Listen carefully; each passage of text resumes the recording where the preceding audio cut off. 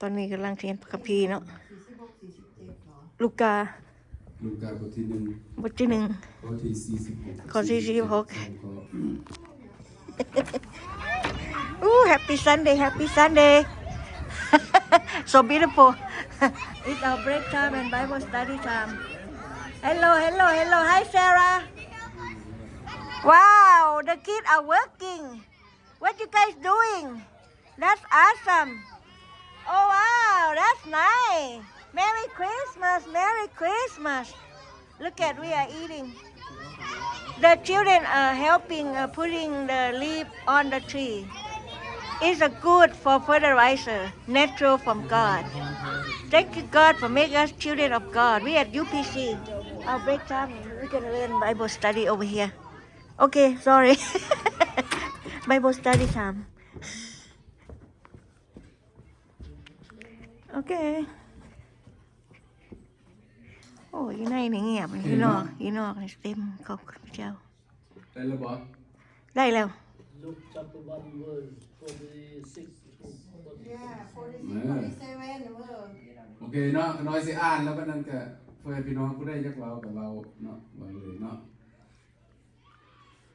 อยู่ในลูกาบทที่1ข้อที่46กับ47ว่าจังสีเนาะดังนั้นมาริยาจึงฮ้องเพลงสรรเสริญว่าจิตใจของข้าน้อยเอ๋ยจงสรรเสริญองค์พระผู้เป็นเจ้าและจิตวิญญาณของข้าน้อยได้สมซื่นยินดีในพระเจ้าผู้ทรงโพธิ์ให้ข้าน้อยได้พ้นอาเมน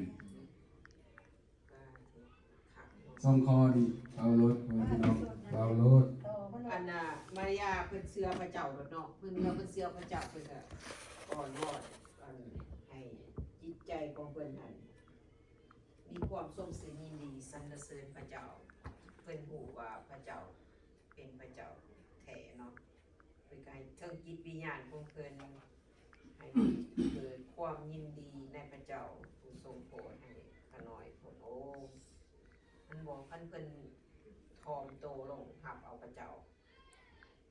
ขอบคุณพระเจ้าเนาะเฮาต้องเป็นอันที่มาริยานี่เนาะเชื่อพระเจ้าแล้วก็อ่อนวอนให้พระเจ้าทรงนำอาเมนอาเมนลูกการมันไปแล้วมาเลยฉันบอกก่อนได้สิเฮ็ดให้ลูกการหมด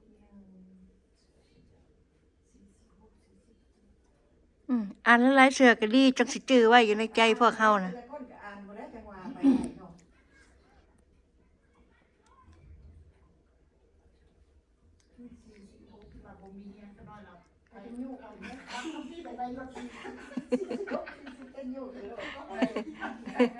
เบิ่งน้ำกันก็ได้เบิ่งน้ำกันก็ได้ข้าน้อยก็สิเบิ่งน้ำจงสรรเสริญพระผู้เป็นเจ้าบทที่47ข้อ47และจิตวิญญาณของข้าน้อยได้ทรงซื่นยินดีในพระเจ้าผู้ทรงโปรดให้ข้าน้อยได้พ้นอาเมน Hallelujah beautiful Sunday inside and outside we at the church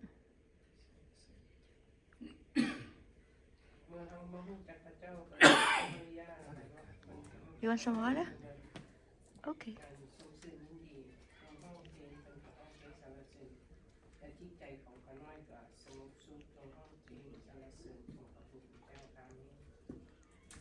อาเมน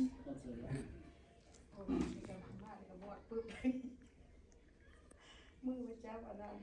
เด้อนี่ก็สิว่าสิอ่านซะก่อนได้ดังนั้นมารีจึงฮ้องเพลงสรรเสริญจิตใจของข้าน้อยเอ้ยจงสรรเสริญพระองค์สรรเสริญองค์พระผู้เป็นเจ้าเนาะอาเมนเนาะนางมารีนี่เป็นแม่ของพระเยซูได้เนาะมารีหันทั้งแม่นอันนี้ความหมายเนาะเพิ่นเว้าได้นี่ว่าเฮ็ดได้เพิ่นก็สมซื่นยินดีมารีหันมีลูกแบบคือว่ามีลูกบ่มีผัวหั่นนะแบบพระวิญญาณมาเกิดนำเพิ่นหั่นน่ะโยเซฟก็รับเอามาเป็นเมียหั่นน่ะทั้งไผสิเว้าหยังก็อย่าแต่นางมารีแล้วสมซื่นยินดีตลอดจนออกลูกมาวันนี้และวันเกิดของพระเยซูนี่เพิ่นก็ร้องเพลงสมซื่นยินดีตลอดไปอาเมนใครสิโตบัดนี้ ไปก็ได้ผู้ใดก็ได้ผู้หญิงผู้ชายก็ได้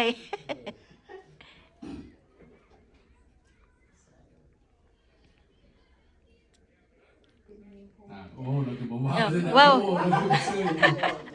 เว้าตามเข้าใจคันผู้ใดบ่อยากเว้าก็บ่เว้าผู้ใดอยากเว้าก็เว้า เพราะว่าแต่น้ำแม่มาริอาดีซึ่งชมดีกับองค์พระพุทธเจ้าก็พระทรงพระวิญญาณบริสุทธิ์ของเจ้าลงมาบังเกิดอยู่หลังเพิ่นแล้ววันนี้บอกทั่วโลกทั่วภูเขาทุกๆคนเนี่ยก็มีความชื่นชมดีกับพระเจ้าถ้าว่าพระเยซูบนมาบังเกิดอยู่ในโลกนี้แล้ว10 กว่าปีพระเจ้าองค์ไหนมาปลดปล่อยหรือว่ามาฮับอาบาปของพระเยซูไปเพราะว่าบาปของเราเลยแต่กันเป็นรอบหรือว่ากันระหว่างเขากับพระเจ้าไอเสียบท50ข้อ2เนาะตัวนี้ละขอบใจหลาย โอเคอ้าวคันผู้ใดบ่เว้าแล้วเขาได้สิเว้าเด้ ไอ้บัตรนั้นภาษาอังกฤษว่า when the set time had fully come God sent his son born of a woman born under the law amen ขอบใจทุกคน มาลีได้อยากเว้าบ่ ไม่ป้าไม้ได้อยากเว้า เอเมนโอเค มีผู้ใดได้ไอ้บ่เซ่ได้สิเว้าบ่ เว้าพูละหน่อยก็ได้ คำขวัญพระเจ้าได้นะ โดยอ่านโลด ประเสริฐย่อมน้อมพระองค์ ที่ประกาศ และในคิดเป็นงานของข้าพเจ้าพระเจ้าจะมาเกิดในมาริอาเขาสมชื่นยินดีเนาะแล้วก็เหมือนดังพระอุปมาว่ามาเกิดในจิตใจของพวกเขาผมเป็นสุขชื่นยินดีกันเนาะเหมือนอย่างนั้นละ อืมขอบคุณพระเจ้าขอบใจ โอเค ขอบใจไม่ป้าไม้อยากเว้าโอเค ค่อยเว้าอันบ่อนอันโยหาน14ข้อ6พระเยซูได้บอกว่าเฮานี่แหละเป็นทางนำเป็นความจริงบ่มีผู้ใดที่มาหาได้พระบิดามีแต่มาจากพระองค์ ขอบใจภาษาอังกฤษว่า I am the way the truth and the life ภาษาลาวเพิ่นก็ว่าเฮานี่แหละเป็นทางนั้นเป็นความจริงและเป็นชีวิตโดยแม่ป้าขอบใจ ภาษาลาว because she speak English too ขอบใจแม่ป้าTommy you want to say something It's okay no โอเคเขาน้อยสิเว้าเด้อวันนี้เด้อตามเขาน้อยเข้าใจเลยเพราะว่านางมาริอาเราเป็นหญิงพรหมจารีและก็เราเป็นหญิงบริสุทธิ์แต่ว่าพระเจ้าหั่นน่ะชอบพระทัยในนางเพราะว่านางเป็นคนอันที่ว่าฮักพระเจ้าหลายและยอมให้พระเจ้าทำตามน้ำพระทัยพระเจ้าอะนะเห็นบ่ตอนเทวดามาบอกกันล่วงหน้านางก็ยังว่าข่อยสิมีได้ในใดเพราะว่าข่อยเป็นหญิงพรหมจารีแต่ว่าพระเจ้าเพิ่นเป็นผู้เฮ็ดให้นางมาเรียได้อันน่ะซื้อผ้าหั่นนะแต่ว่านางก็ขอบคุณพระเจ้านางบ่ได้อุกบ่ได้โศกแล้วก็นางก็มีความสมชื่นยินดีแล้วก็รับเอาในสิ่งที่พระเจ้ามอบหมายให้หั่นน่ะเนาะแล้วบัดนี้เฮ็ดให้เฮาคิดเห็นในชีวิตพวกเฮาแต่ละมื้อนี่นะแบบพวกเฮาก็เป็นมนุษย์เนาะนางมาริยาเราก็เป็นมนุษย์เนาะเราบ่ได้แม่นพระเจ้าเราบ่ได้แม่นเทวดาแต่ว่าพระเจ้าเอาเราเพราะว่าเราเป็นผู้ที่ว่าพระเจ้าชอบพระทัยที่สุดและพระเจ้าเลือกเอาเราเป็นผู้พิเศษแต่เราบ่แม่นพระเจ้าเราเป็นมนุษย์อยู่ในโลกมนุษย์เพราะว่าพระเจ้านี่เพิ่นยิ่งใหญ่เพิ่นอยู่สวรรค์เพิ่นเป็นเจ้าของสวรรค์และเพิ่นก็เป็นเจ้าของแผ่นดินโลกแต่ว่าในสมัยยุคดึกดำบรรพ์ตะกี้หั่นเพิ่นอยากให้มีพระเยซูมาเพื่อจะให้คนได้ฮู้ได้เห็นว่าพระเยซูเป็นแสงสว่างของโลกหั่นนะเนาะเพราะฉะนั้นเพิ่นจึงให้มีวันและวันเกิดพระเยซูแท้ๆหั่นน่ะมันบ่แม่นวันที่25บ่มีผู้ใดฮู้พ่อพี่น้องมีแต่พระเจ้าฮู้แต่ว่ามนุษย์เฮานี่เลือกเอาเดือน12วันที่25เพราะมันเป็นค่ายวันหนาวยามหนาวหั่นนะและเพิ่นก็เอาตัวนี้มาแล้วเพื่อให้คนเฮามนุษย์เฮาได้เรียนรู้หั่นนะเนาะแล้วนี่นางมาริอาหันเราสมชื่นยินดีตลอดก็ย้อนว่าเราหันได้เฮ็ดถูกต้องตามน้ำพระทัยของพระเจ้าและเราก็ได้เอาสิ่งที่พระเจ้าได้ถามเราหั่นนะสิ่งที่พระเจ้ามอบขนาดพระเจ้าทรงเทวดาลงมาเว้าเนาะเราก็ยังบ่ได้ต่อต้านพระเจ้าเรามีแต่ว่าคันพระเจ้าว่าแบบนั้นก็ให้เป็นไปตามพระเจ้าว่านะบัดนี้พระเจ้าก็มาเฮ็ดให้พวกเฮาได้รู้สึกว่าพวกเฮานี่ก็แต่ละคนก็บ่คือกันเนาะมีผู้หญิงผู้ชายแล้วก็เฮามาเชื่อพระเจ้าก็เชื่อคนละเชื่อมาแต่คนละบ้านแต่เฮามาอยู่เมกาแล้วเฮามาเชื่อพระเยซูและบัดนี้เลยความเข้าใจของเฮาแต่ละคนหั่นนะมันก็ยังต้องมีหลายต้องได้เรียนนํกันหั่นนะเพราะฉะนั้นขั้นตอนที่เฮาจะได้เรียนเข้าไปให้มันลึกๆให้เข้าใจหลายๆเรื่องพระเจ้าอ่ะนะเรื่องพระเยซูนี่นะวันไข้พระสูติของพระเยซูนี่นะหรือว่าวันเกิดของพระเยซูนี่นะที่ว่าเฮาต้องได้เรียนแบบอ่านพระคัมภีร์หลายๆเนาะพ่อพี่น้องแล้วก็อธิษฐานให้พระวิญญาณบริสุทธิ์ขององค์พระเยซูคริสต์เจ้านำพาพวกเฮาเพื่อพวกเฮาจะได้บ่ ได้เข้าใจผิดหั่นนะเนาะแล้วก็เพื่อพวกเฮาจะได้ให้เกียรติพระเยซูและเพื่อพวกเฮาจะได้แบบอันได้ฮู้ว่าเฮาเป็นพระพร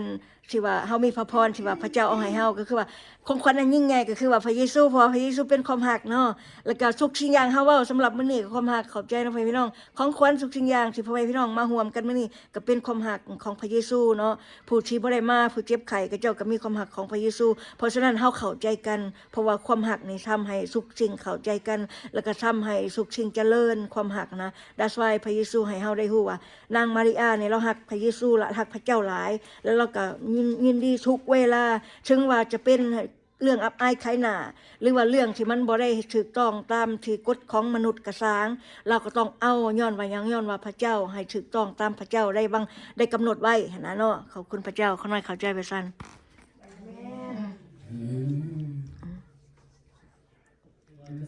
มีแต่ส่งคอเนาะพ่อแม่พี่น้อง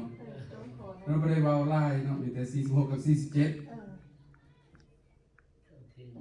คันว่า46 47ที่ว่าพ่อแม่พี่น้องได้อ่านไปเนาะเฮานางมาริยาเราเป็นคนที่ว่าเชื่อแล้วก็ฟังเนาะฟังคนพระเจ้าเพราะว่าเทวดามาบอกเราก็เชื่อแล้วก็เราฮู้แล้วว่ามันเป็นไปบ่ได้เราเป็นมนุษย์เนาะอยู่ละลาผู้หญิงบริสุทธิ์เป็นยังสิ่งมีลูกได้เนาะแต่ว่าเทวดามาบอกเราก็เชื่อเราก็รับเอาลูกแล้วเราก็ห้องเพลงสรรเสริญพระเจ้าห้องเพลงสรรเสริญพระเจ้าว่าจิตใจของข้าน้อยจงสรรเสริญองค์พระผู้เป็นเจ้าแล้วก็จิตวิญญาณอีกนะพ่อพี่น้องบ่แม่นแต่จิตใจจิตวิญญาณแปลว่าทั้งหมดให้เฮาสรรเสริญองค์พระผู้เป็นเจ้าเนาะปากของเฮาสรรเสริญพระเจ้าจิตใจของเฮาสรรเสริญพระเจ้าจิตวิญญาณของเฮาสรรเสริญพระเจ้าเนาะเพราะฉะนั้นแล้วนางมาริยาเป็นแบบอย่างที่ดีที่สุดให้กับพวกเราที่พวกเราจะสรรเสริญพระเจ้าที่พวกเราจะฟังความของพระผู้เป็นเจ้าเนาะในเมื่อพระองค์ในเมื่อที่ว่าพระองค์ท่ามของพระองค์เว้านำเฮาคือว่าพระองค์สั่งให้เฮาเฮ็ดเฮาต้องเฮ็ดตามถ้าเฮาเชื่อและฟังความเฮาต้องเฮ็ดตามองค์พระผู้เป็นเจ้าเนาะอาเมน Amen Merry Christmas We love you เอ้ย all เราสิอธิษฐาน May God bless us today and every day in Jesus name we pray Amen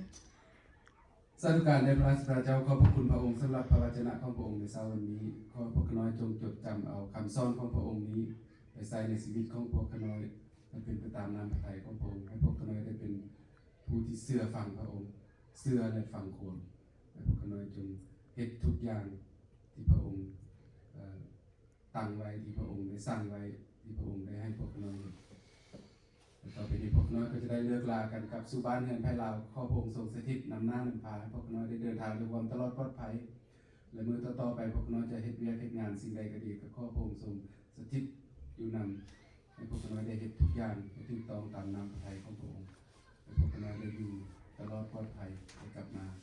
สรรเสริญพระองค์อีกในอาทิตย์ต่อๆไปผู้ที่เจ็บไข้ได้ป่วยก็ขอพระองค์ทรงเยียวยารักษาเพิ่นให้เพิ่นได้หายดีให้เพิ่นได้มานมัสการพระองค์ในอาทิตย์ต่อๆไปโดยเถิดพวกน้อยมอบทุกสิ่งนี้ไว้กับพระองค์โดยความวางความเชื่อและความไว้วางใจในพระนามขององค์พระมหาเยซูคริสต์เจ้า Amen Merry Christmas everyone We love you Amen Praise God